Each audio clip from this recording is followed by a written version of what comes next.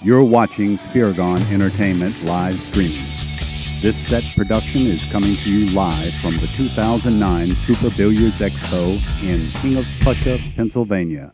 This free stream is brought to you by Tap League. Join a league today. Inside Pool Magazine. Visit InsidePoolMag.com. Gambler Clothing. Live it, breathe it, wear it. And Lucasi Hybrid. Try the next evolution in Lucasi cues.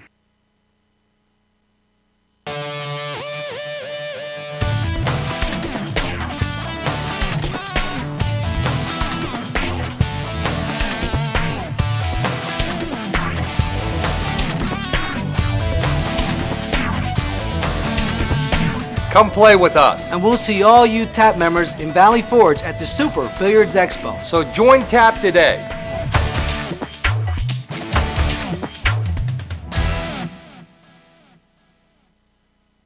Introducing Lucasi Hybrid, a whole new level of performance and technology.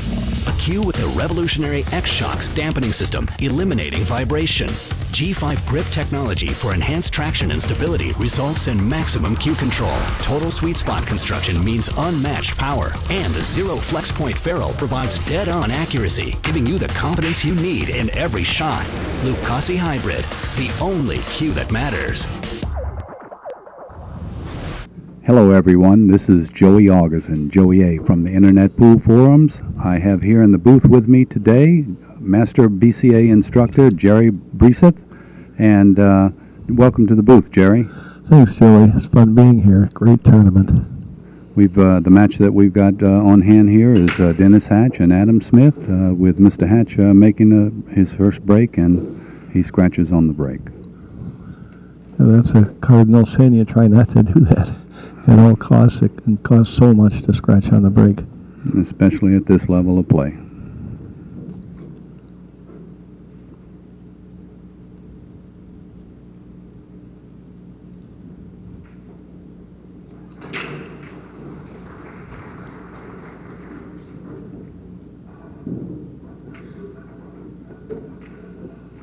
The balls are well spread, and if Adam stays in line with his shots, this should be an easy rack. I think that 3 is a key. Once he gets past the to the 3, his game should be over.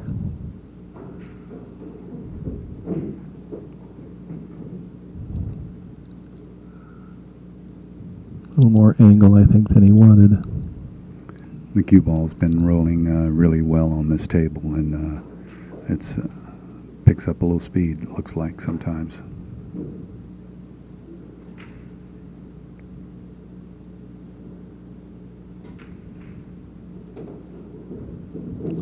Very nice. That should be the game.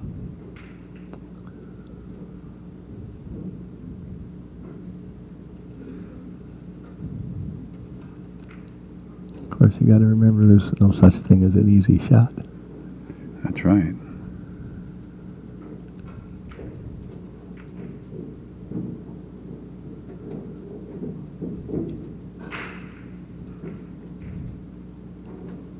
That shot hit with a little more speed would not have gone in that pocket. So Adam's paying particular attention to object ball speed and making sure it goes in the pocket slowly, so that if he does hit it with a little error, that he won't be penalized too severely. How tight are these pockets? How wide are they? Do you know? No, I do not. They look like 2 balls will not fit in them. No. Mm-hmm.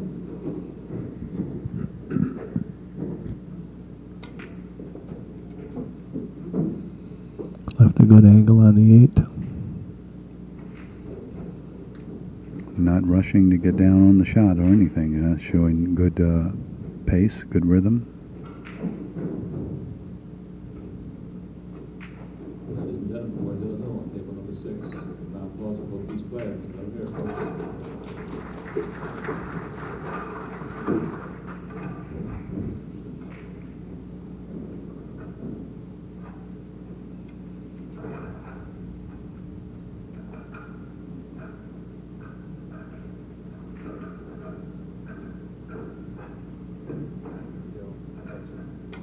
Turn your light.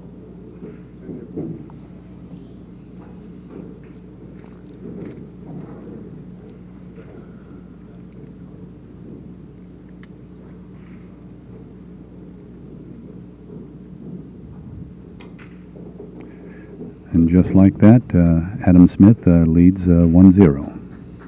And Adam will be breaking as well. Adam has a very nice pre-shot routine. On his, when he bends over, his eyes are going back and forth from the cue ball to the target line while he's bending over. That makes it so the first time he puts that cue stick up to the cue ball, he's got probably an eighth of an inch correction to make maximum. He's racking that 1, 2, and 3 together at the top of the rack, which has been a pretty common pattern for the players to rack the 1, 2, and 3 throughout the tournament.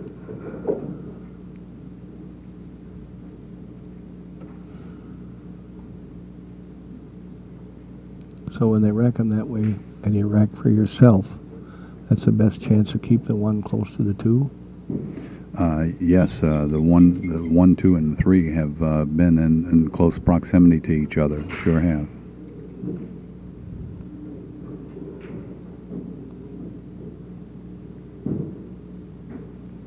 The last match that we had here on the TV table had Mr. Faquet from France breaking extremely well, squatting the cue ball, making 1, 2 balls on the break, and having a very good time playing. He played another good opponent, Marc Vidal, who was also breaking well, and they were breaking a little differently than most of these fellows, and they were breaking a little harder, but they were squatting the cue ball and making balls on the break, which is something that we haven't seen a whole lot of during this whole tournament. How many of these players have you seen go for that slower break to try to put the 1 in the side? Well, Corey was making the slowest break, but he was making the 2 and the 3 in the side pocket. He was breaking from the almost the center of the table off the back rail, and both the 2 and the 3 would come right out the rack directly at the pocket, and it was pretty remarkable. They weren't being knocked by other balls rushing into the rack. They were just coming right out the rack. It was pretty interesting to see him. He lost his match, but it was a close match. But some of the players have been making the 1 in the side pocket. Yeah. It's funny, over the many decades I've been around the sport, you never dreamed of that in the past. You just hit them hard, and now there's more science to it, more knowledge of how the balls react. Yeah. I think the equipment probably has improved, the table, the cloth material, and the balls, and so they can pay more attention and to have more consistent results with some of the balls coming out of the rack.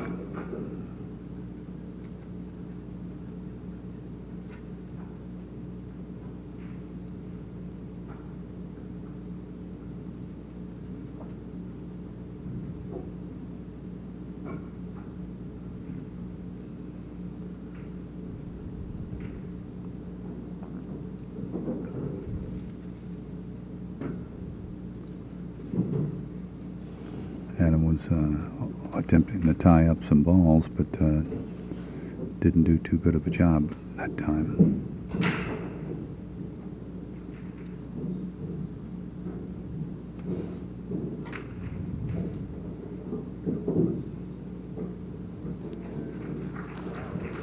I see what you mean now. These claws are very quick. Mm-hmm.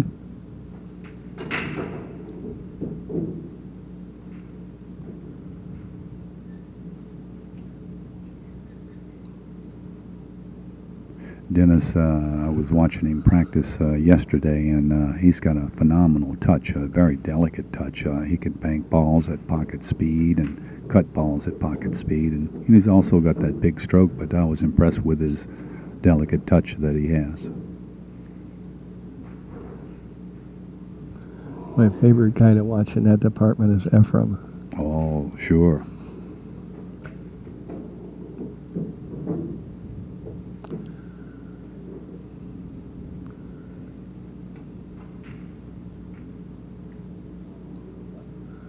We hope that 6 ball doesn't get lost. That's what you have to be careful of on these kind of shots. I think he got lucky here. Well, I see Adam's not calling the tournament director, but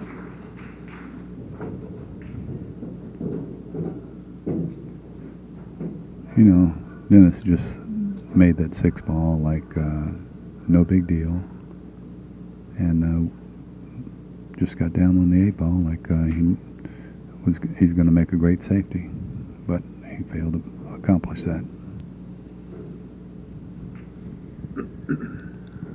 You're playing a combination like he had on the 6-7 there.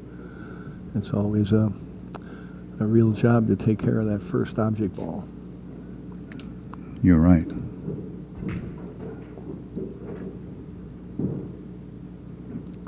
When we teach people to play straight pool, we say when you have a combination along any rail, never play shape on that first object ball. Always play shape on a different ball. Mm-hmm.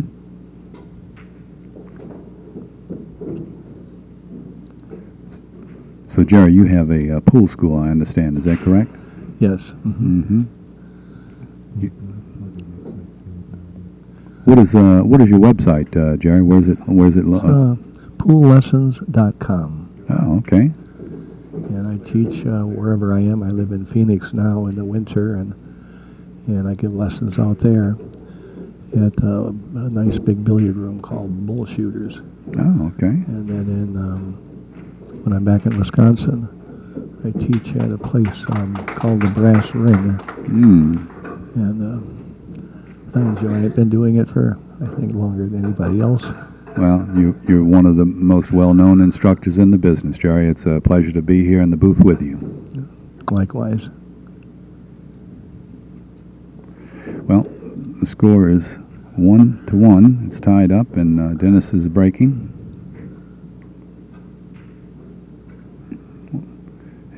I noticed that he didn't put the balls in any particular order that I can see.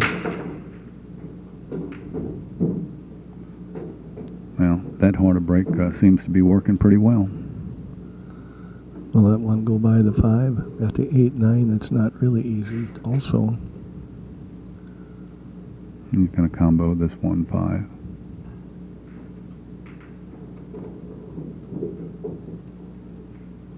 The 8 ball's the trouble ball, and he'll just have to be careful to get good shape on the 6.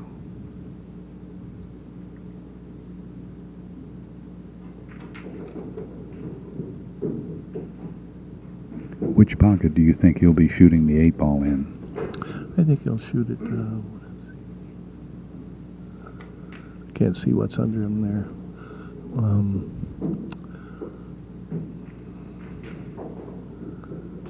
He's got the most room going down below the 8, shooting it back up table. But if he can get straight in on it, he'll do it. Shooting it down where he's standing. But it's a little tougher. Depends on what he does on the 4 ball here. That's perfect. And he'll put it right on the rail over here, past the side pocket. With the speed of these tables and the way that ball rolls, he's risking a little something here. Right? That's what I said.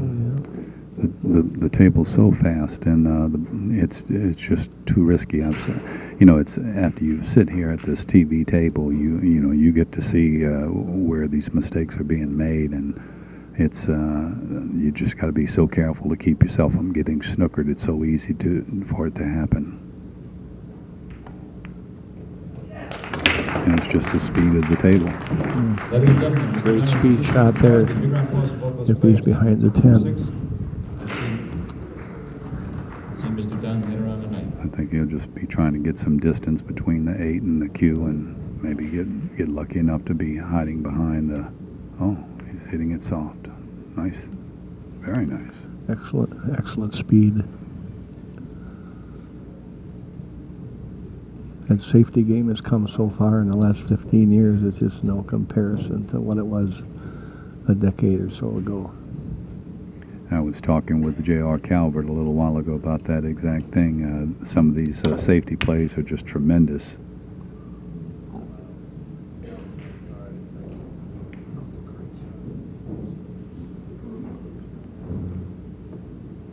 In one match, the player from France was able to apply the 3-foul rule twice in one match. So it's pretty effective, those safeties, good safeties.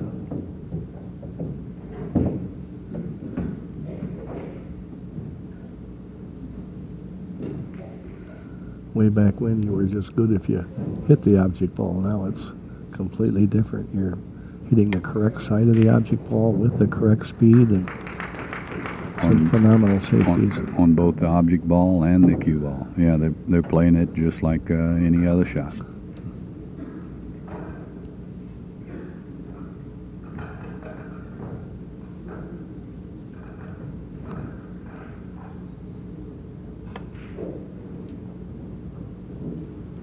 Well, that's going to be cue ball in hand. That's costly.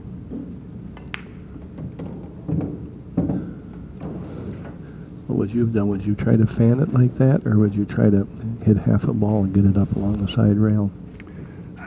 I've been actually practicing fanning the ball like that, and you know, if you've been practicing it, it's a very effective shot, and it's you get a lot of distance between the object ball and the cue ball, and you know, if you can fan it thinly enough, and you got just a little bit of practice with it, you can keep it on that back rail away from that pocket, and it's a far more effective shot than to shoot like a half ball hit, because you know, like on the speed of these tables, man, if you bank that off that back rail, even, you know, it's liable to wind up in the side pocket. The ball, you know, the balls are just rolling so quickly. Maybe a little more angled, if you'd had a little better angle at it, you know, and where you could be guaranteed that it would wind up on the side rail and not near the side pocket. Yeah, I wouldn't mind shooting that.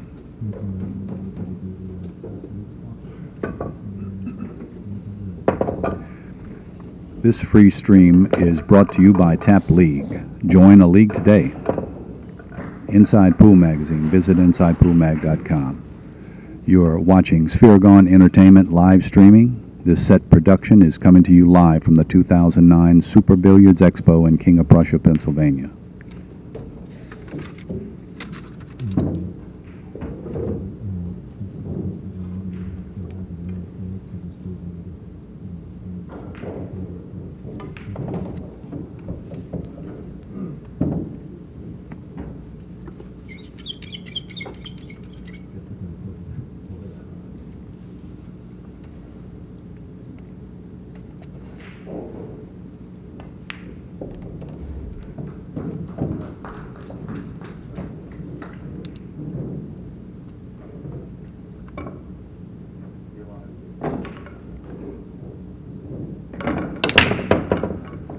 Adam Smith is leading 2-1, and he's breaking. And how's the break look? Not too good.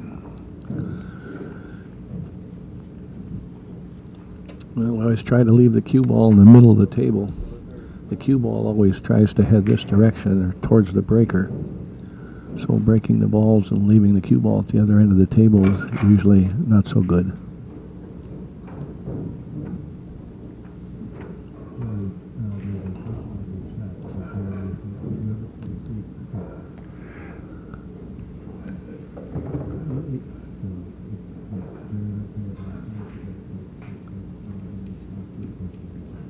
Jerry, have you ever played Steve Cook? I think Steve used to come through Madison when he was on his way to the U.S. Open or big tournament. He'd stop by Madison, yes. Oh, okay. He was one of the better one-pocket players around the country, eh? Yeah, and playing straight pool good, too. Oh. Yeah, he's a very good player. Mm-hmm. Thank you, Joe. Joe Cook's been on proud. You can see Johnny Archer later this evening.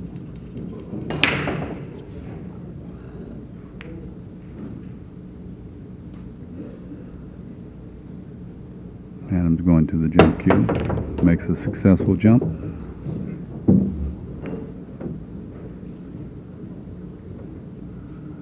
What do you think, Jerry? You think he's going for the ball, or he's going to go for a safety? I think because of the location of the deuce, I think he'll lean towards going for the shot. The angle is good. Stopping the cue ball for the deuce is good. Although the three won't go in the same pocket, so we'll see. He might now. He's going to play it safe. He has that wall of balls there to protect him. Ladies and gentlemen, please help me in welcoming the players down here on table number 1. This man is the first runner-up in the U.S. Open in 2005, 1997 Player of the Year. Dennis is He's going backed by for a Super two-rail Billiards kick. and Larry Ross at Yahoo.com. Please put your hands together for Jose Executes it perfectly. Carica.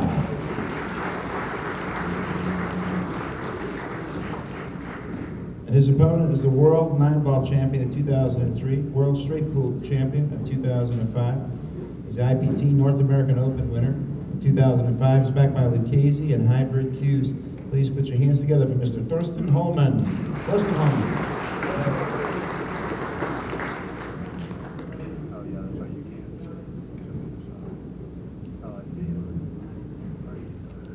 I saw an old friend today I haven't seen for many years. Willie Munson's here from Milwaukee. It was good to see him again.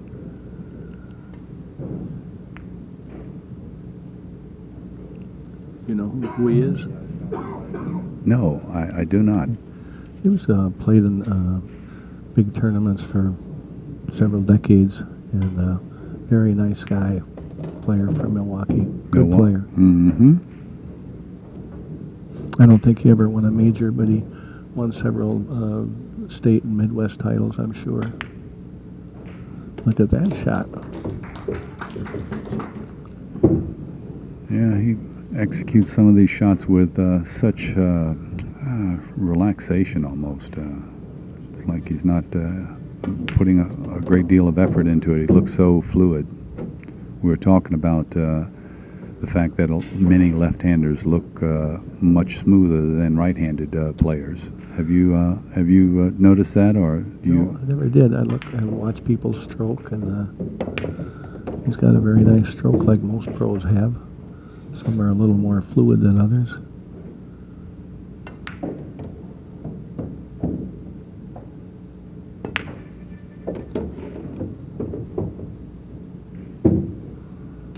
Looks very simple at the table. I always tell people that I work with on their game, I say, you got to be careful of those simple guys. They don't make many mistakes. Yeah.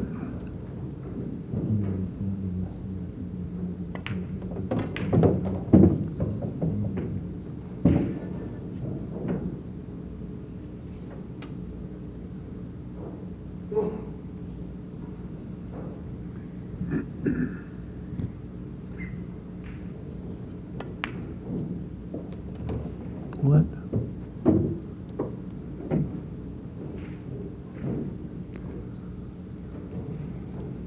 That cue ball just rolls and rolls and rolls. It almost looked like he was trying to go below the 10. Right. That was a mistake. Well, I don't think he was purposely trying to go below the 10. That's just too risky. Also, just, you know, if it hits the rail, it bounces off, you know, so quickly and rolls so far that it's hard to hold that ball. You just think he went too far, huh? Yeah. Okay.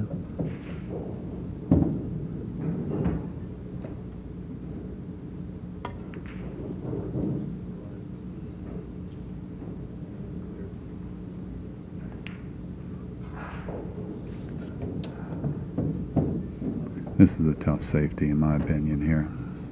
Very. Oh, hits it with speed.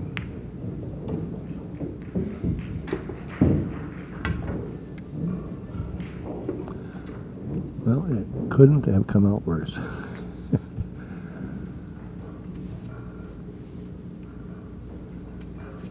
Or better for Adam. That's right.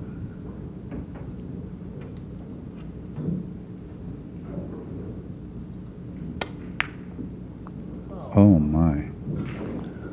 Well, notice Adam's key just flipped up in the air there, and he just didn't finish the stroke. Dennis just just said he might not get out from here.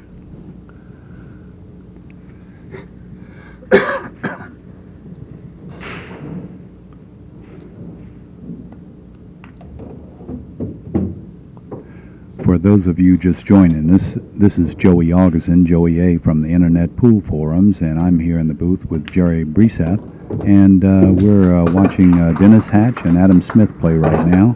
The score is 2-2. Dennis just tied the match up with a couple of errors that were made during the match and during the game, and we're looking at 2-2 with Dennis breaking.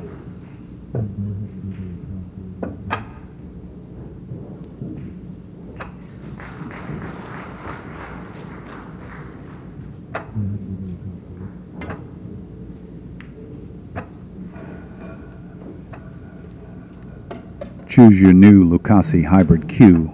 Check it out at qandcase.com.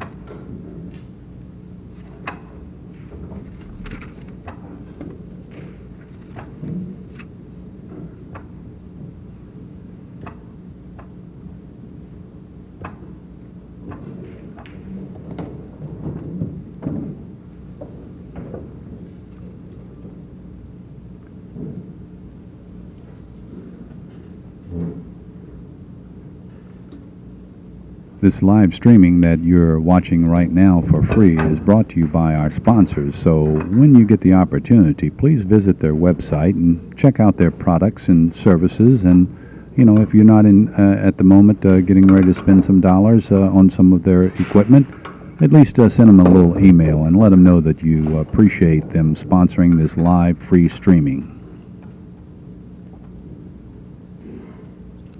It is a wonderful service they provide, isn't it? Magnificent. We have to make sure that we show special consideration to our sponsors that put up the money to have this live streaming brought to the internet public. Well, the break doesn't seem to be working right now. I think, what did we find out, that pros make a ball in the break in 9-ball like 68% of the time or something? I wonder how that applies to 10-ball.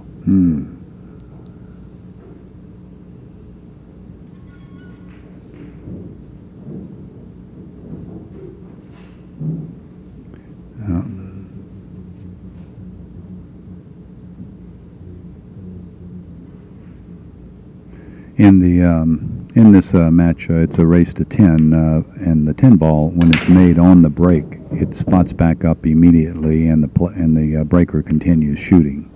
That was voted on during the players' meeting at the beginning of this tournament. The players virtually unanimously agreed to put that rule into effect.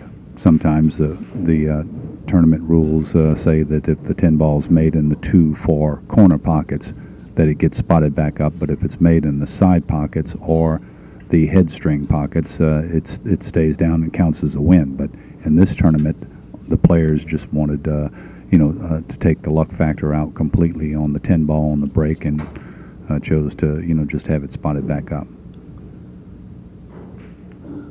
I think that's a good rule to make permanent. Yeah, so do I. It should be the rule in 9-ball as well. I agree.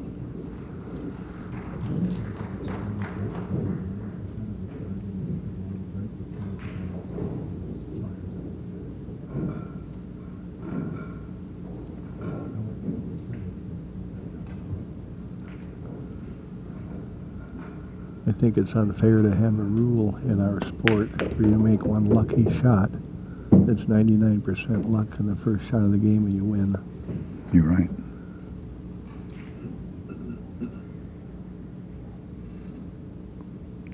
Well, Adam's got a very, very open table right now, and he's just got to, execute a couple of basic shots here.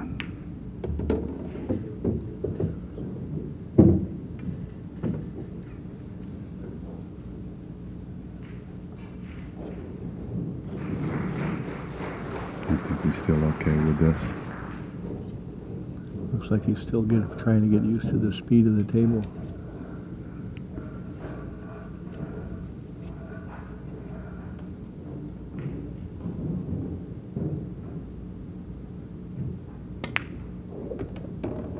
He did that very well.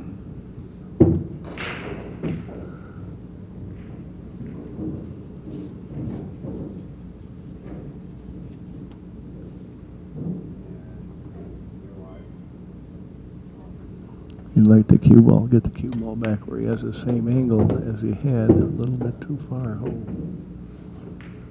he's okay. Has to shoot this a little firm to get back out in the middle. If he puts just a little bit of draw on it, this table's so quick it's going to give him the angle that he needs. You know, he really needs to be straight in on the 6, but he'll be able to make it up virtually anywhere as long as he pulls it back a little bit. Oh, pulled it too much. Hit it too firm. Big faux pas there.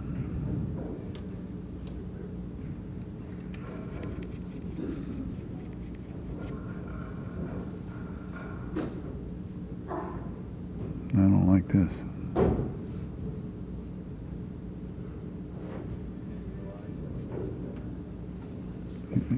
He can't. Well, if he follows, I don't know. That looked like the 30-degree rule. It might run right into the 10 ball. I think so. He'd have to shoot maybe a little below center with the. I agree with that, Jerry.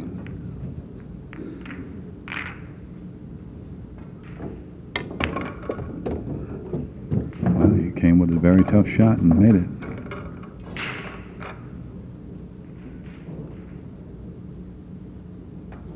I think we're just seeing Adam just a little scared of the table speed. Mm-hmm. When he was far enough, then a couple shots later he was too far.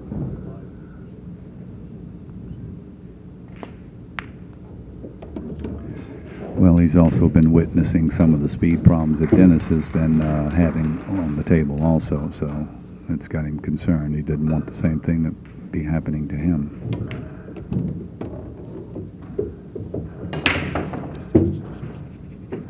Nothing wrong with that speed. No. Usually doesn't.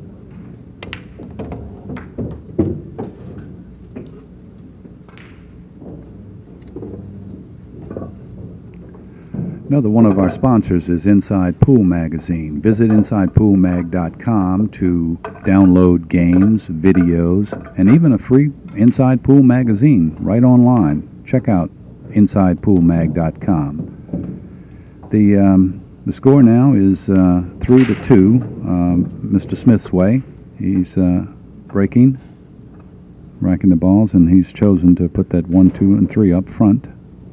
And paying real close attention to the rack like most of the pros have been doing.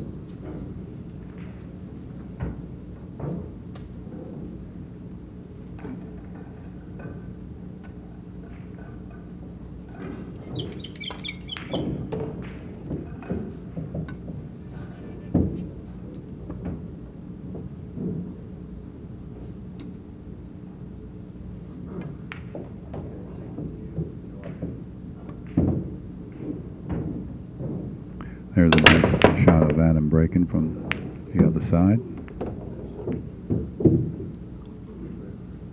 Was that, I missed it. Did the cue ball get kicked in the side?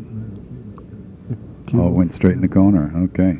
The cue ball, that's kind of, the one ball didn't come down to this end of the table, but usually you're in pretty big trouble if the cue ball has any follow on it and goes past that head string. Mm-hmm. It's one of the rare instances where the cue ball didn't come back at this end of the table.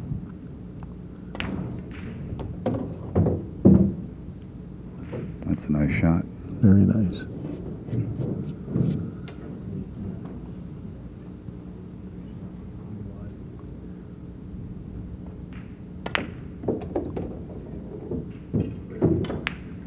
That cue ball's rolling, got a lot of speed. I've noticed Dennis is going to shoot this in the hole like it had eyes. He's very confident with this now. How he plays it, just depending on how comfortable he is. Huh? Not enough speed, but he's left a very difficult shot here. It's not easy to jump this ball. He just showed us that he only wanted it to go that far. Mm-hmm. He was smiling. He got lucky on that one.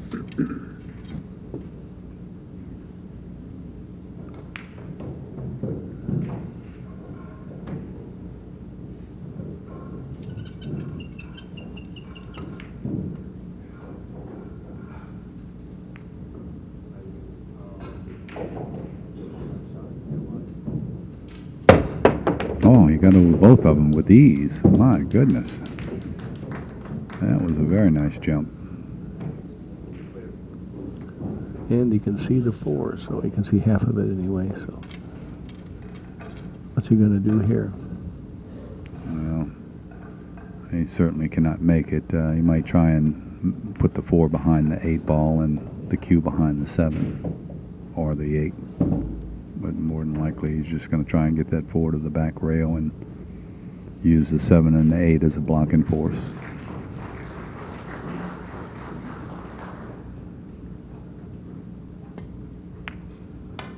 And that's what he does. Excellent shot. Again, that perfect speed on those safeties. Dennis not even hesitating. Oh, hit that one with speed and left him a very makeable shot.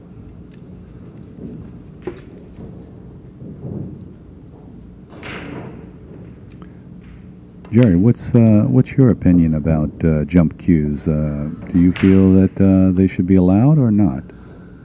Does it add anything to the game, or does it take anything away from the game? You know, I think there's two sides of that coin, but I'm kind of a purist, and I wouldn't mind seeing them go out. Mm-hmm.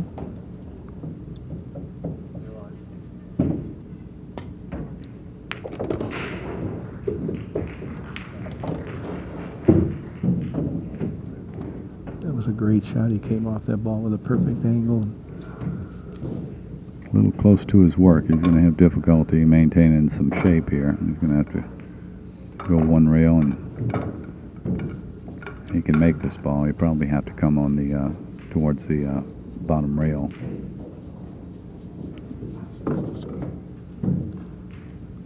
Put a little low right hand spin, and I don't think he's going to risk going back and forth across the table. Yeah.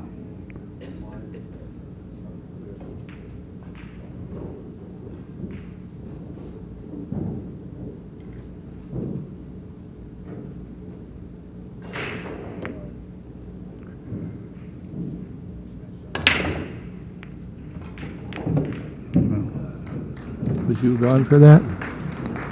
I would have tried to make the ball and come around the back side of the 6 and shoot the 6 in the far corner pocket, because if you hang up the 5 ball in that corner pocket and get that cue around the table on the back side of the 6, even if you hang up the 5, or it's still in front of the pocket, you've got the 6 blocking the path of the cue ball. Mm-hmm. I think the 5 was very makeable, but he chose to try a safety, and it was a so-so safety.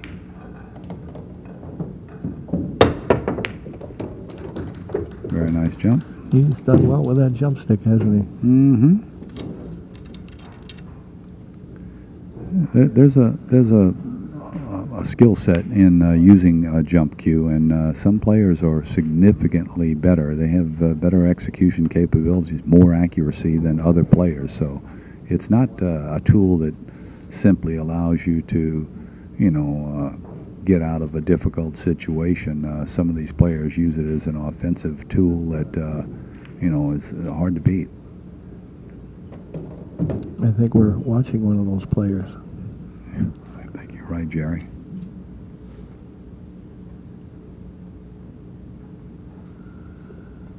Going to try and leave that cue ball down behind the 10-9. Got to remember that fast speed of that cue ball and the 6.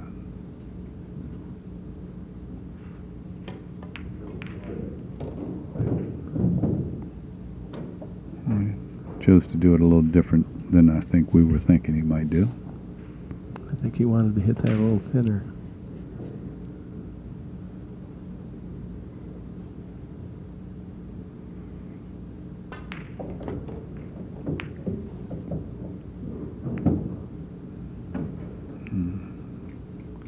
Nice little roll there. I know he didn't want to bring that 6 out like that. I think he also wanted to hit it a little thinner.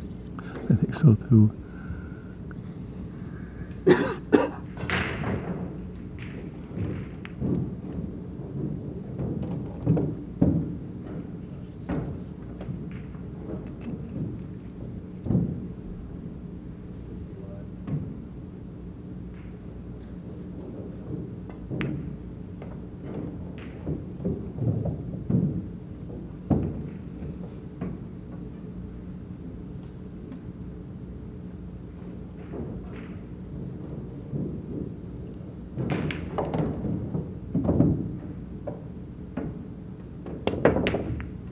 Nice solid hit. Mm-hmm. And a great roll.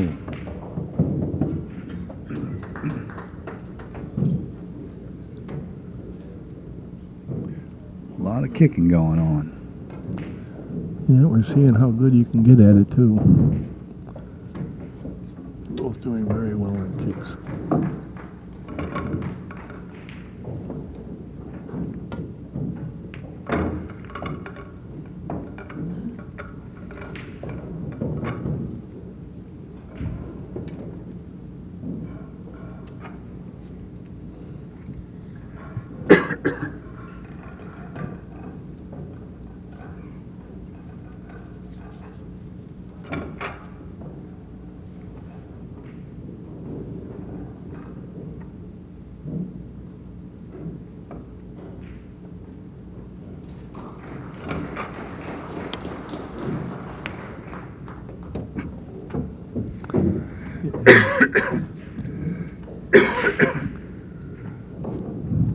He missed it, but it went in.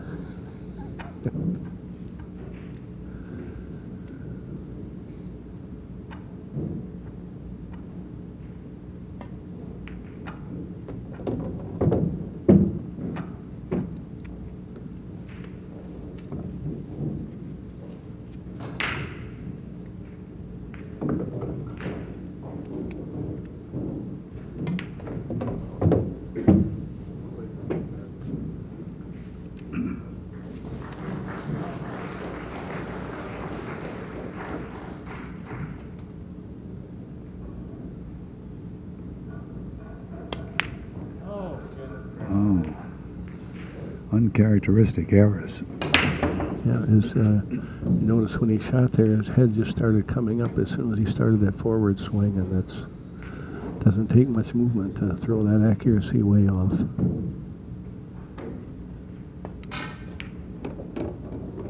And that was a very easy shot to make too.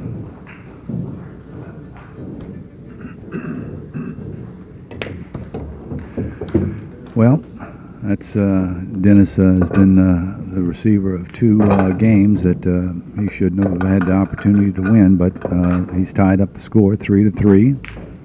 I'm Joey Aguzin, and I'm in the booth with Jerry Briesath.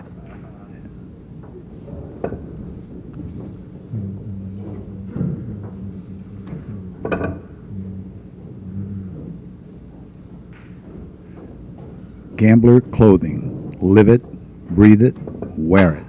Check out gamblerclothing.com.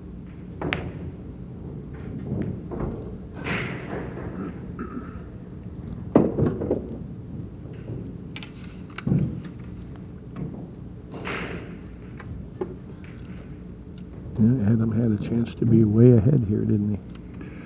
Yeah, that's the score could easily be 5-1, easily, maybe even 6-0. I don't remember exactly how that one other game that Dennis probably earned that one. I know two of them, they were gifts. The key ball here is a 3. If he gets the right angle on the 3 to get the 4 out of there. He may just shoot the 4 in this other pocket. Mm-hmm.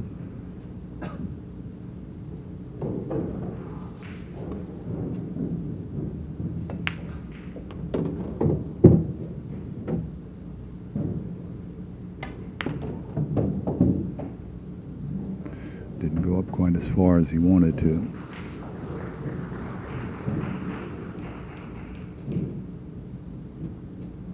I don't think I'd shoot this off the 8 if that's what he's thinking. No.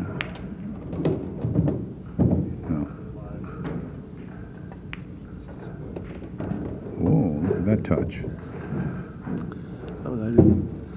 I was thinking about that and didn't think he'd get that much on the ball. He sure did. Good speed, too. This will require a nice shot.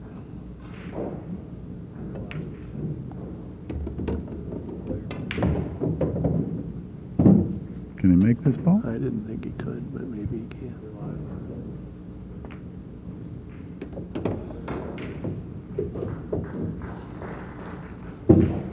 He sure saw something we didn't. Well, he's right close to the ball. A little better advantage. We can tell him what he should have done when he misses one, though, can't we, Jerry?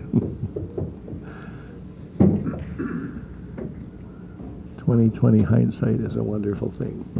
You bet.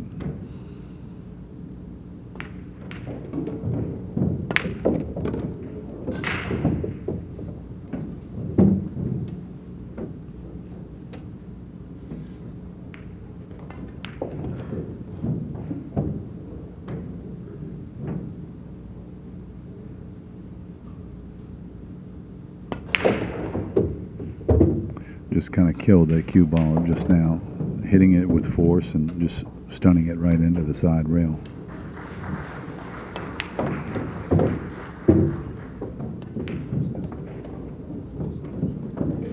I'm sure he feels pretty good the way he's had so many opportunities handed to him.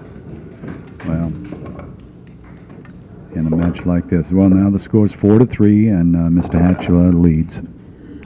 In a match like this, at this level, you just can't afford to give away those easy games like that.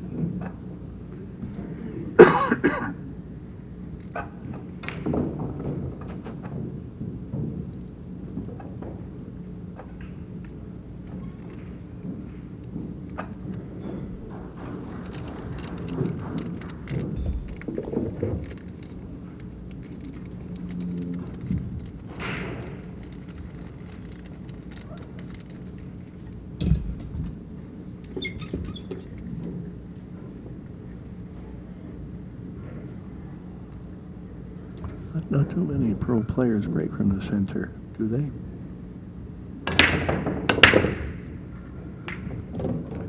That's basically where Corey was breaking from and making those two balls behind the one ball run to the side pocket. He was doing that very convincingly, yeah. Very consistent. That's kind of the exception rather than the rule for 9 or 10 ball break, isn't it? Well, for 9 ball, certainly. I've seen another player, a top player from Texas, Dennis Gutierrez. I've seen him break from the back rail, and he actually, I saw him in a race to 9. I saw him make 3 10 balls on the break, and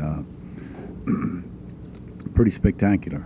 So, while I think each player has their own particular style of how they like to break, and just depending on how the balls are rolling. And that one rolled pretty good. Mr. Hatch now leads 5-3.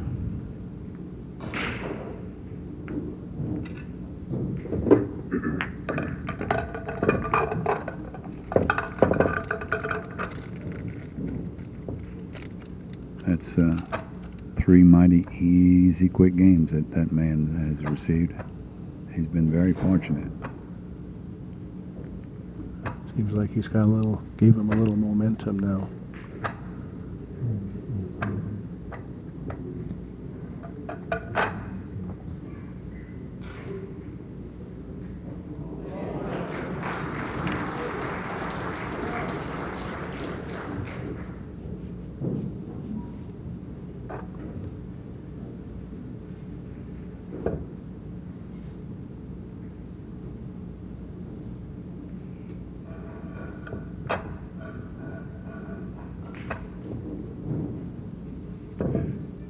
This racking can get a little frustrating when you can't freeze up those balls. Dennis likes to break from that side rail, right? Mm-hmm.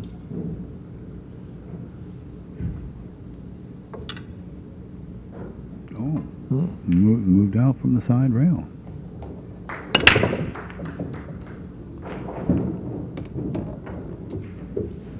You can see this is normal. That one ball usually heads to this end of the table.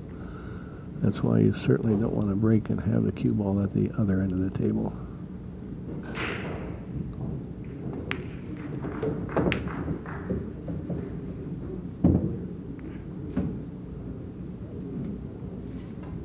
No bank there.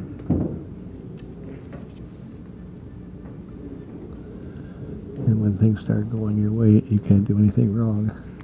Yeah, and that luck goes both directions too. So when you do have it coming your way, you've got to make the best of it, because it will turn around. The winds of change occur all the time, and you just got to make the best of what you got.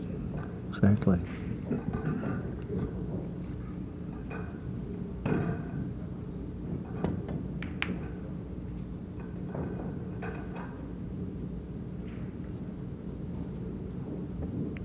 I don't know if you can hit that ball or not.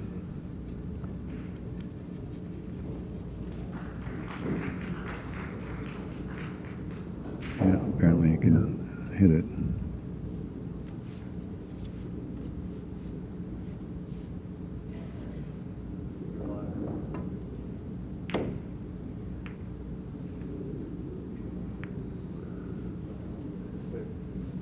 Well, you know what's coming here, eh, Jerry?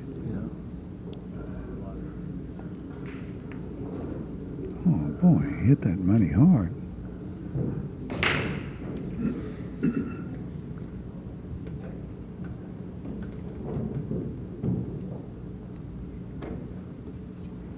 I thought he would just hit that half ball hit and, you know, barely get the one to the rail and freeze the cue on the 4, but...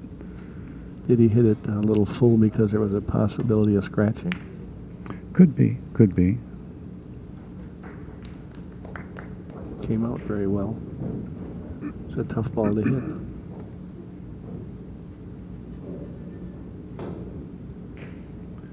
I don't think Adam's going to try his, oh, he's just going to try and freeze it. This is a little dangerous. You know, putting yourself on 1. In this tournament, the 3-foul rule is in effect, so these players sometimes look for those multiple fouls.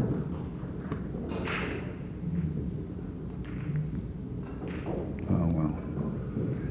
Adam will hit this one for sure, right? He gave that one away.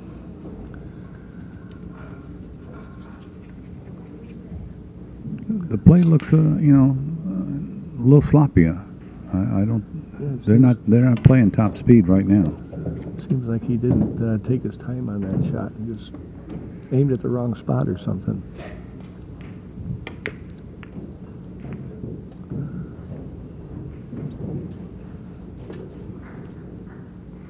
Well, doesn't take much for that tide to turn, does it? That's right. And you know, Adam Smith is you know, not a player to take lightly by any means. He's won some very nice.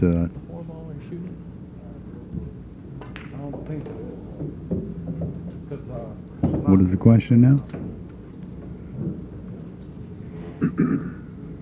Is this cue ball fouls only? Yes. Well, during the stroke, if you do hit another object ball, or so I was told, if you hit an object ball during the stroke, like if he hits his 4 when he jumps the ball, it will be a foul. That's why he wanted to get the referee. Right.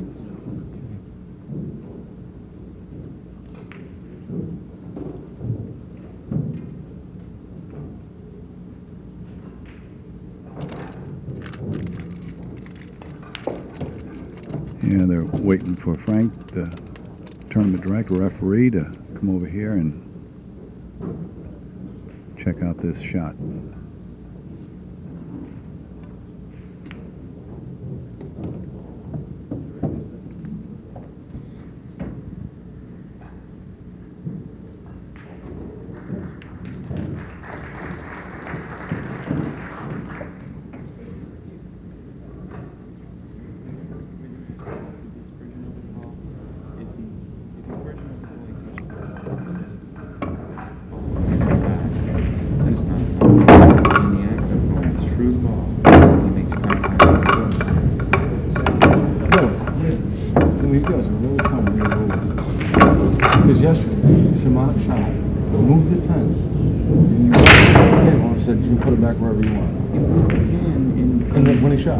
Not like that. That's not how I was describing you. Oh, no, that's exactly how it was. Exactly. It's yesterday, Dennis. Just saying, you know. This is not, I'm not doing. I'm not You got doing different this. rules every day. I'll watch the show. You do have different rules every day. Obviously you do. Dennis, just play the game. I am.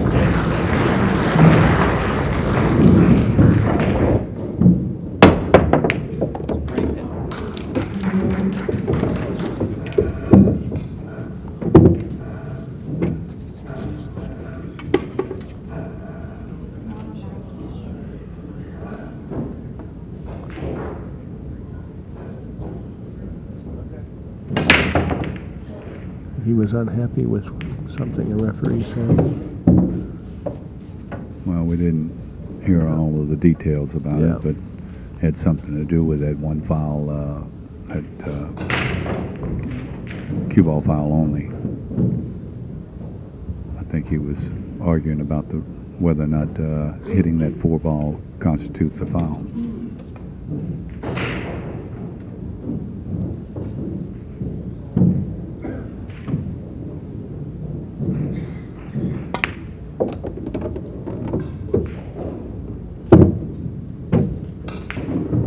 A little close to his work, kind of straight in.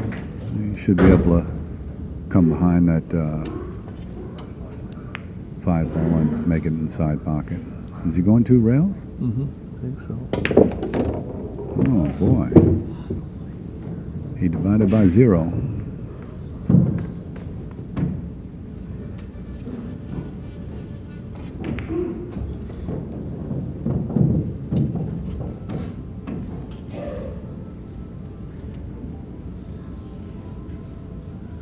I think you're right. They're not playing up to their normal speed. Fine, fine shot and a great roll. Desperate men do desperate things. I hear you, Jerry. That was a great shot.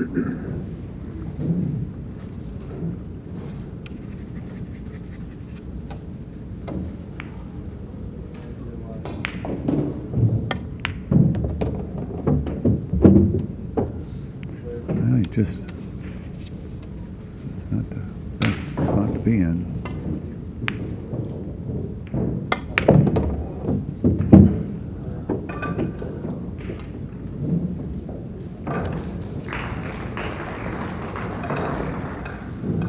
Yeah, not leaving a good angle on that 7 might be a little costly here.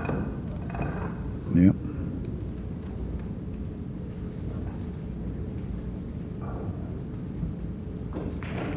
Going to bump the 9.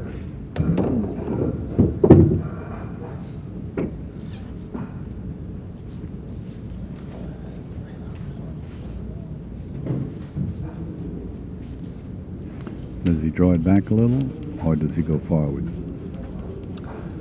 Well, I think with a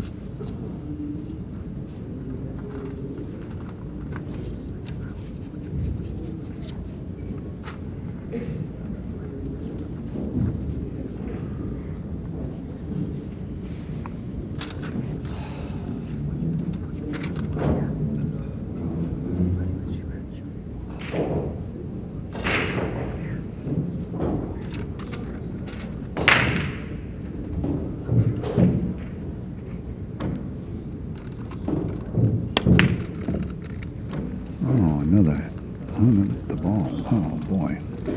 That's 3 of those 9s. He fired into the rail. Dennis must think that Adam's Santa Claus.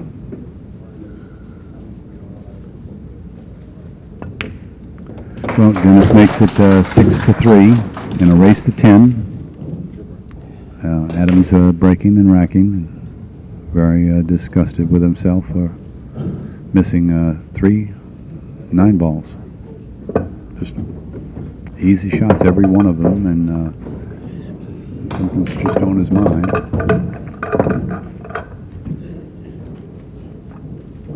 I've seen Adam play in many tournaments and has played much better than this. Yeah, poor.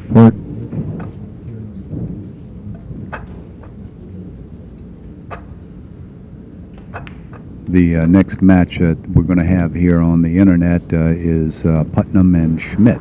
John Schmidt and Mr. Putnam will be playing right here on the TV table. We hope that you'll stay with us and see this fine match. I've had the opportunity to play against and even get a pool lesson or two from Mr. Schmidt, so I'll look forward to seeing how his game's been continuing to improve.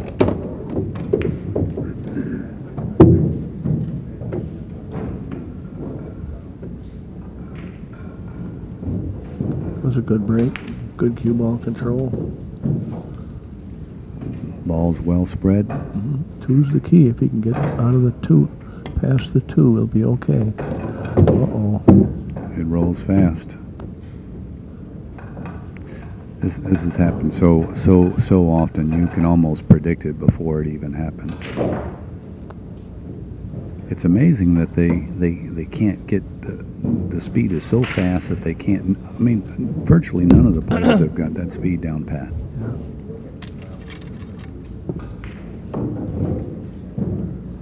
Usually they'll get the speed at least halfway through the match, you know.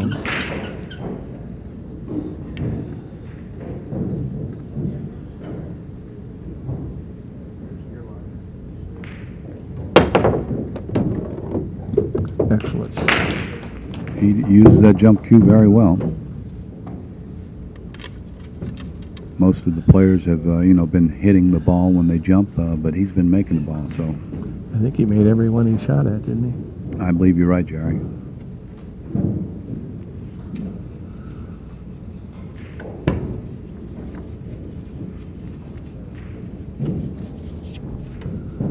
Well, this game should be over, maybe until he gets to the 9. Just kidding. Ooh, that's cold. No soup for you today, Jerry. Oh, no. Oh, no. You can just come around the table and shoot the 6 ball in the same pocket. It shouldn't be that difficult. He's just got to make sure that he doesn't scratch in the side pocket. Or get behind the 8. Or get behind the 8, right. Looks like good speed. Could be behind the 8 again. He would be behind the 8, and this is almost as bad. Practically frozen to the 8 ball, maybe a half-inch space. This will require a very good shot.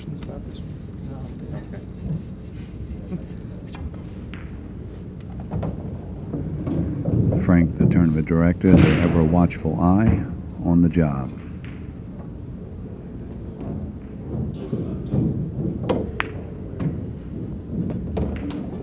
Everything's all good. Here again, he's got a speed shot on the 8. 2 cushions. He'll just cut this in the side. Yeah, that's what I mean. He's got a speed shot to get to the 8. Mm-hmm.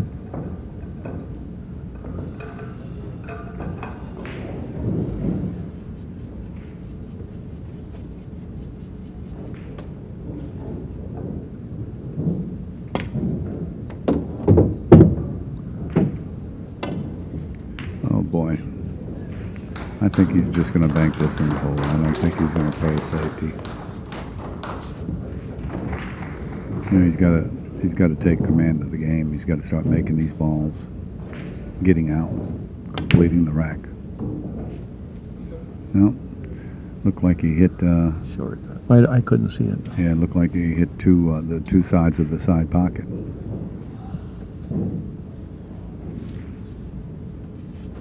I think Dennis is going to cut this ball. Might have to use a little English to miss that 9 ball. Well, you were right. He ran right into it, and he even missed the 8 ball. Well, that's a gift for Adam. He deserves a little reciprocity.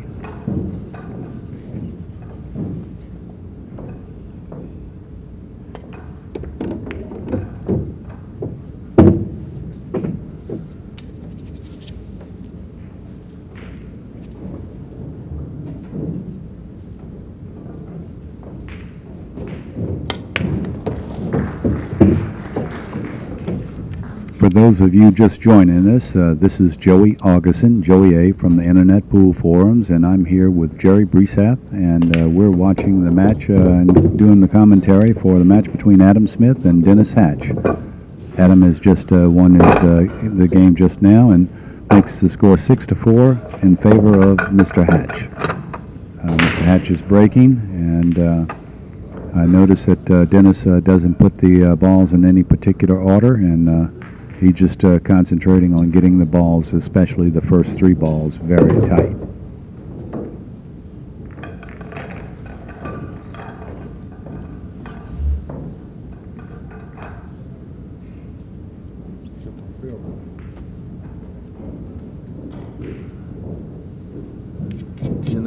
When amateurs play 8-ball or 9-ball, the amateurs watch what the 9-ball or the 10-ball does, or the 8-ball. The pros are always looking at the cue ball. Make sure it doesn't get out of line.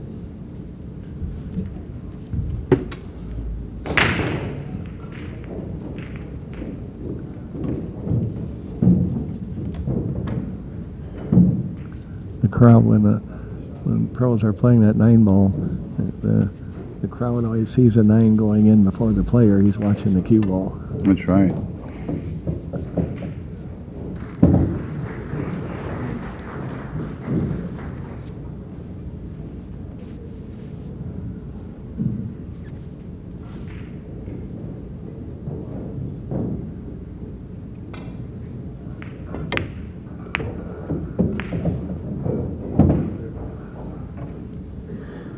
On the table next to the TV table, we see a match going on between Ignatius Chavez and Mr. Patricios, and it looks like the score is 8-1, and that's Mr. Chavez leading.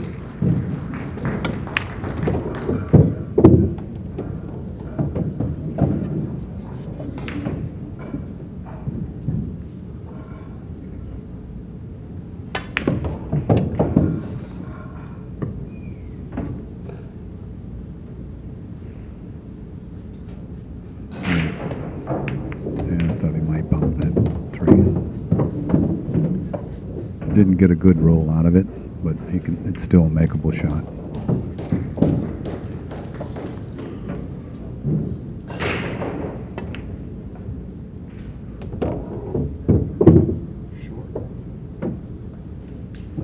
Dennis said short. Came up too short.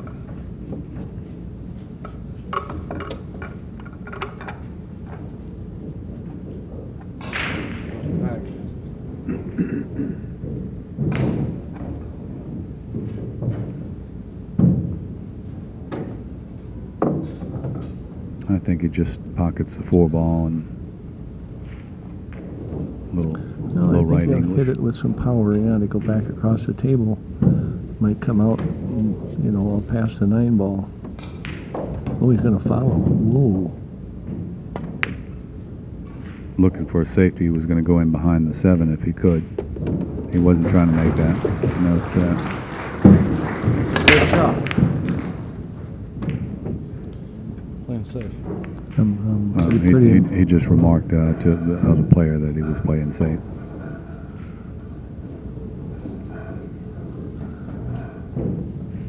I'm kind of surprised he didn't go for that ball. So am I. That 4-ball was very makeable, and the only thing is you couldn't really control the cue well enough to make it an easy shot in the side pocket, so you'd have to choose one of the other pockets, maybe the corner pocket to play the 5 in. And I think that would have been all right. I guess Dennis thought he had an easy lock-up safety and was going to hide behind that 7-ball and give Adam fits.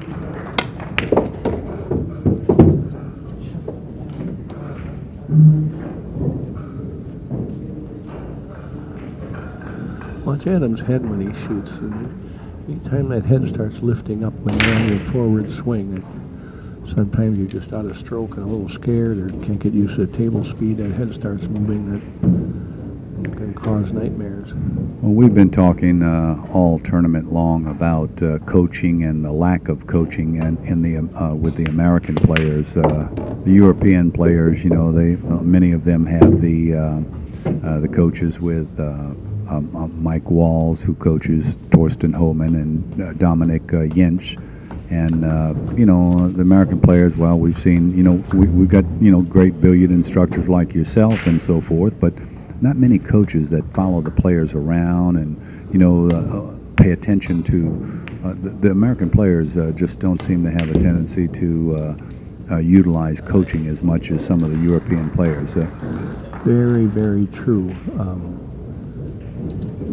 Most of the American players, the top players, never had lessons, and it's interesting to see that up until a decade or less ago, America dominated all the pool tournaments. Now, out of 8 places, America would be in 5 of those top 8 places, and it's the opposite now. And it clearly shows all the Asians, all the Europeans are taking lessons, and our pros are not taking lessons. Very few. So we're just falling farther and farther behind because of that. Mechanics are better from the foreigners. They're smoother. They're simpler. They make less mistakes.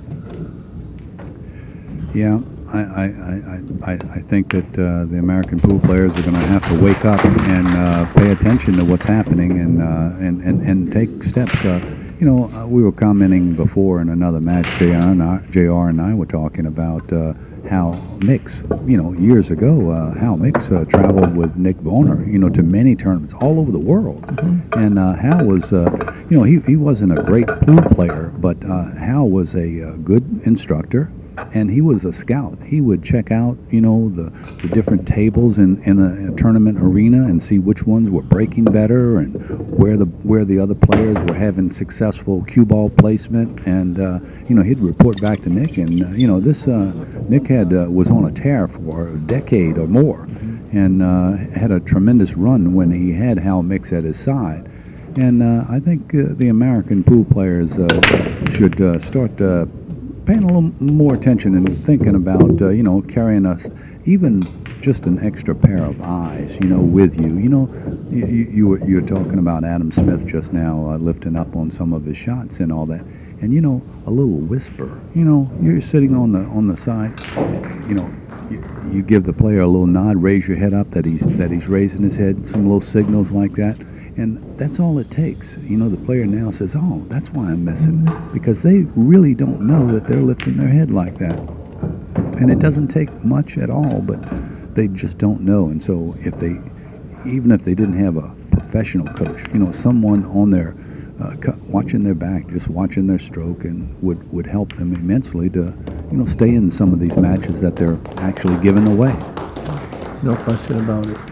And the thing that defeats the Americans, so it's starting to defeat us, is the mechanics. Ladies and gentlemen, table number 7. The mechanics just aren't as good as what's coming over here now through that coaching. Yeah, you're completely right in what you say, but the Americans took lessons from somebody who knows mechanics. It's the hardest thing to teach, and it's the hardest thing to learn is mechanics. And there's not very many people in our country that teach good mechanics. That Dominic Jensch was playing on the TV table the other day, and I watched him. He has some of the finest mechanics that I've ever seen in a player. I mean, he's 17 years old, and he plays pool like he's been playing for 20 years, and looks like he's been playing under the tutelage of a master instructor. He just extremely solid. So.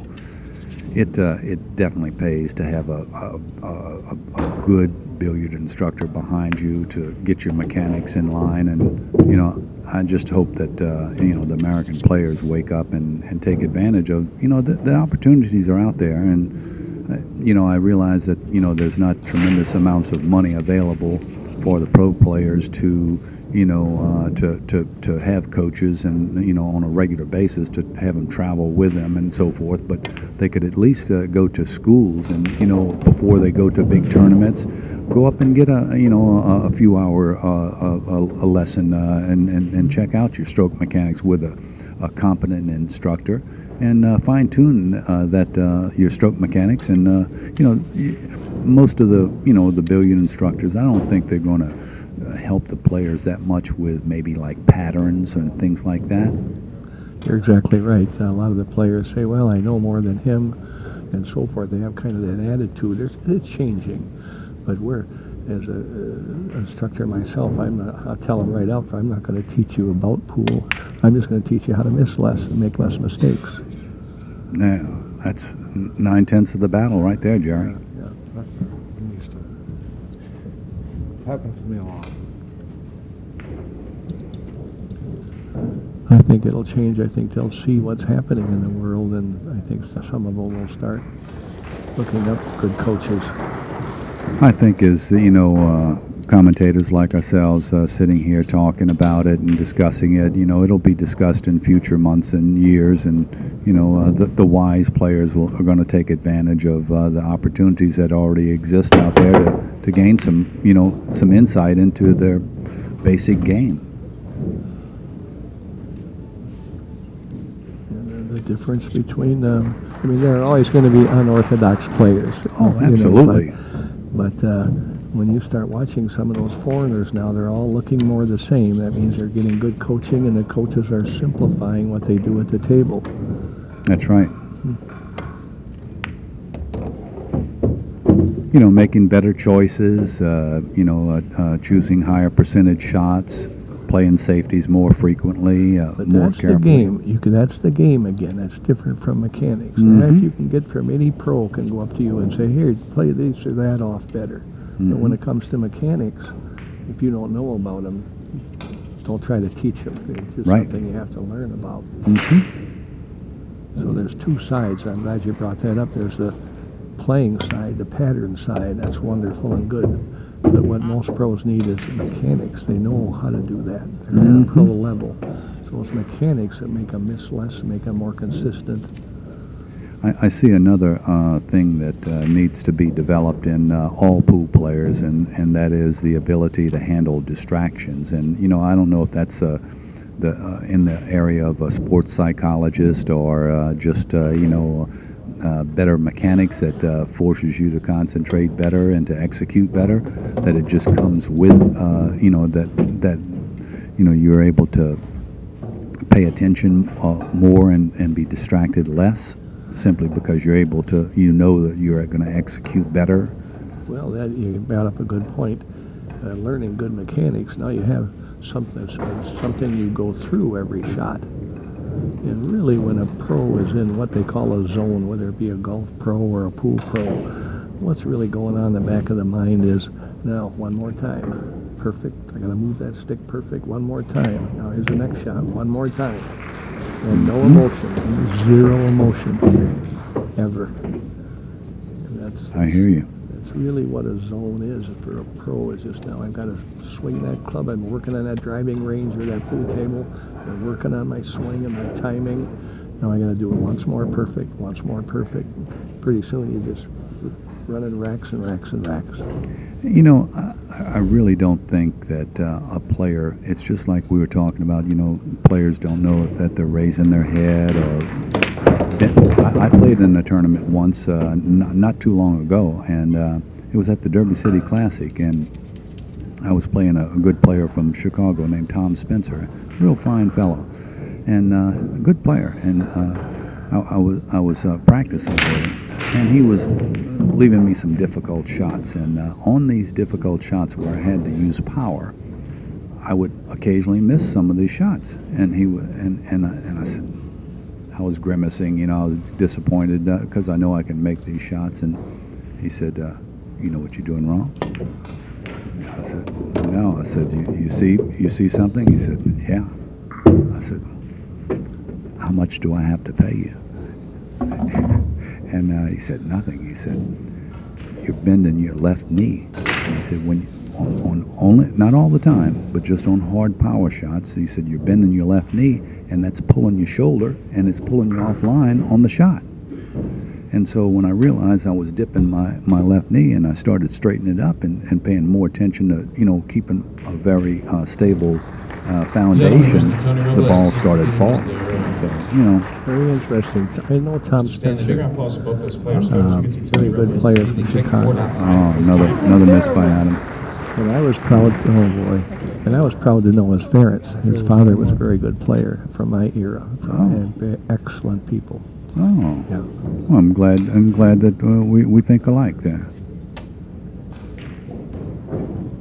You know, I'll tell a little story right now. First off, for those of you just joining us, my name is Joey Aguzin. I'm Joey A. from the Internet Pool Forums, and I'm here in the booth with Master BCA instructor Jerry Briesath, and we're watching this great match between Mr. Hatch and Adam Smith, and Mr. Hatch now leads 8-4.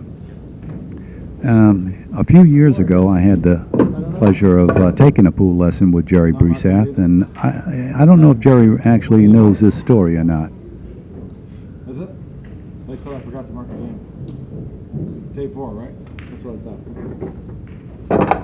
Well, he's wondering if he made a mistake on the score. I haven't. Do you know if there was a game not marked out? No, I don't. But I think they agreed to something there. I'm not sure. Well, they just agreed that the score was 8-4. I don't think he's acting like he's not worried about it. But like I was saying, Jerry, you may not remember this story. You may not have remembered the end of the story, and I'm going to share it with you right now. I was at the Derby City Classic about 4 years ago, and you happened to visit one of the rooms where a lot of the Internet Forum people were located. And I asked you if you had a few minutes, and if you would. I complained to you that I had been missing some shots that I don't normally miss, and I was I promised you that I played much better than I was playing at that moment in time. And you said, I said, you got a minute that you might be able to help me? And you said, sure. So I got down and started hitting a few balls, and I bet I didn't hit more than 5 balls. And you said, well, I know what you're doing wrong. And I was incredulous. I looked at you like you were from Mars. I said, you already know what I'm doing wrong? And you said, yeah. And I said, okay. I said, what is that? And you said, it's your eye patterns. He said, you're moving your eyes back and forth between the object ball and the cue ball too fast. You're not giving your eyes time enough to send the visual picture to the brain to give you the right sight picture so that your arm knows what stroke to put on the ball. So you suggested that I slow down and look at the object ball with a little more intensity, a little longer period of time. And as soon as I started doing that, I started making lots and lots of balls. I got back in the stroke the way that I know that I play. Well, that very night was Friday night, and it was a mini one-pocket tournament going on with 32 of the best players at the Derby City Classic playing in it, and I played in it. And I beat every single player. And I won the mini one-pocket tournament against some of the best players in the world. And I wanted to thank you for that right now while we're on the air. My pleasure, and that's nice to hear. Thank you. Sometimes it just takes little things, and it's, when you've been doing it as long as I have, it's pretty easy to spot some of those little things. Yeah, I'll tell you, I realized then how valuable it was to have someone that was trained to observe and see these minor faults that many people just don't they're not capable, they're not experienced in observing those minor faults, and you're quite capable, and I give credit to you all the time. Thank you. When the average guy goes to his pool table and videotapes himself, We'll see you next year. Big round of applause for Mr. Rockwell again. the ball goes in, he feels kind of good about it, because most of them really don't know what to look for. Mm-hmm. So when I give lessons, I always videotape people as they were when they got to me. And then before I show them, I'll say, now this is what the good guys do. Here's what we're going to see you doing. And here's say English shot. Here's what the good guys do. Here's what we're going to see you doing on this shot. So then when I show them that, they see exactly what I'm talking about. And I explain what we're going to change, why it's going to make them a lot more consistent. Mm-hmm. Well, it looks like Mr. Hatch has just won his 9th game. He's on the hill. Adam has 4 games. He's going to have to fight back like a tiger to get back into this match. He's racking the 1, 2, and 3 up front like he has been prone to do. And he's looking for an opportunity to get back in this match. He doesn't look like he's ready to quit now, Jerry. A little frustrated, but he's up to the task of finishing this match and doing the best that he's able to at this time. Breaking from the center.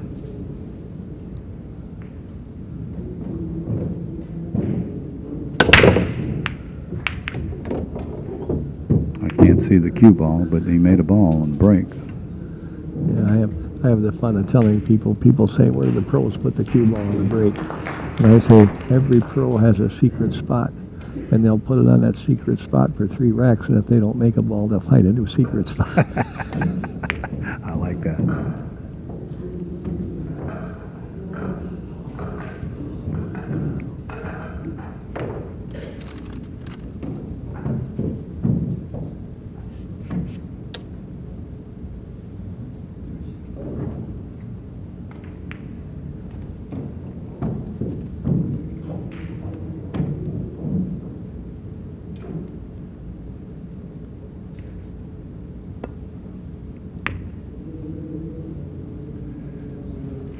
This free stream is brought to you by Tap League. Join a league today. Another excellent speed safety.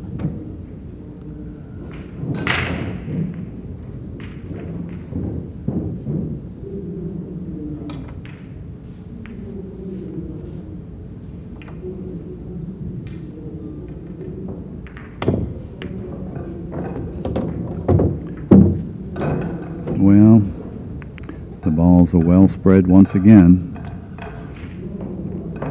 There doesn't appear to be any real difficult balls out there on that table. Every ball is open. And its cue ball travels up and down the table on that 4 to the 6, and easy 7 in the side, easy 8 in the side. Not a problem ball, but the 9 ball is the only ball that he's going to have to work a little bit to get shape on.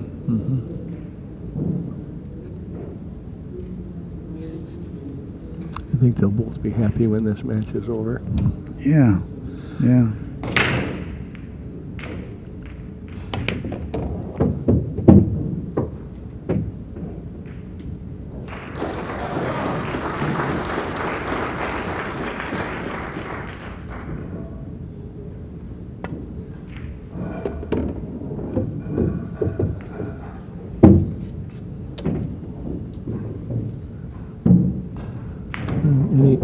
Anywhere but straight in on the 8. He's doing what most of the pros do, try and make that object ball in the pocket closest to the object ball.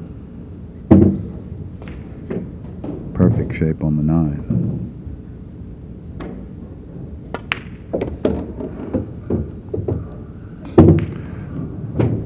One more ball for the match. And it's all done. Joey, I want to thank you for inviting me in here. It's been great fun.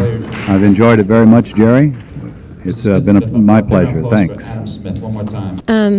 Both of you seem to be a little bit uncomfortable in your match there. Did his pace of play or anything affect you? No, it's not. Last night I was playing a match and I cracked my ferrule, so I had to change my whole ferrule, my tip, everything. So today I'm starting fresh with a new ferrule, new tip, and it's just taking a lot to get used to it. I don't feel comfortable, so I notice I'm playing real tight and I'm missing a few balls, and I just don't feel comfortable at all.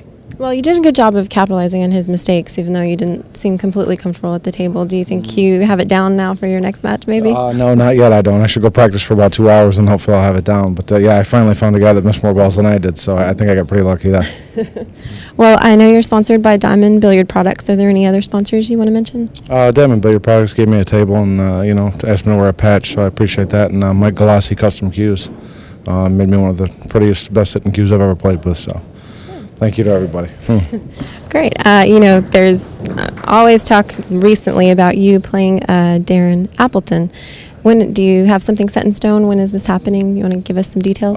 It's supposed to be in Vegas at the 10-ball World Championships the week before, May 4th, 5th, and 6th. We're going to play 10-ball race to 100, I believe for 20,000 or more. So. Okay. Now you guys have very different playing styles. What do you think gives you the edge in that match? It's hard to say. You obviously have to think you have the edge. My break, my shooting ability, just my power. When I'm playing good, I have this like animal instinct. I just hit people with, like, they call them packages, like, 3s, 4s, 5s, 6s, and playing for money. You can play a lot more comfortable because you got a longer time to play instead of just playing one race. There's not so much pressure on you, so you feel freer and looser. And I feel way more comfortable playing for money than I do in tournaments. So I think in playing for money, nobody can beat me if I'm playing right. Well, that's what I hear. So good luck, and good luck with whoever you have next in the tournament. Hopefully we'll see you later. Thanks. Christina De La Garza on site at the Super Billiards Expo. Stay tuned with us. We have John Schmidt coming up next against Sean Putnam. Thanks.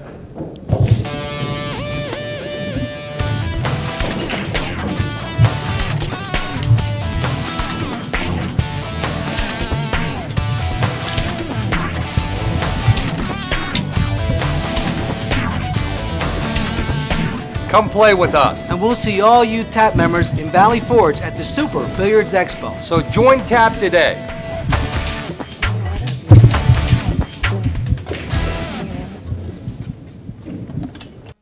Introducing Lucasi Hybrid, a whole new level of performance and technology. A cue with the revolutionary X-Shocks dampening system, eliminating vibration.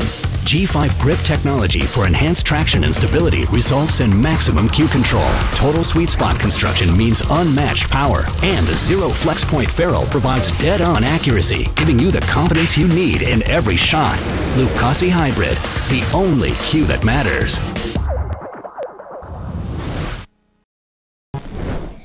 You're watching Spheragon Entertainment live streaming. This set production is coming to you live from the 2009 Super Billiards Expo in King of Prussia, Pennsylvania. This free stream is brought to you by Tap League. Join a league today. Inside Pool Magazine. Visit InsidePoolMag.com. Gambler Clothing. Live it, breathe it, wear it. And Lucasi Hybrid. Try the next evolution in Lucasi cues.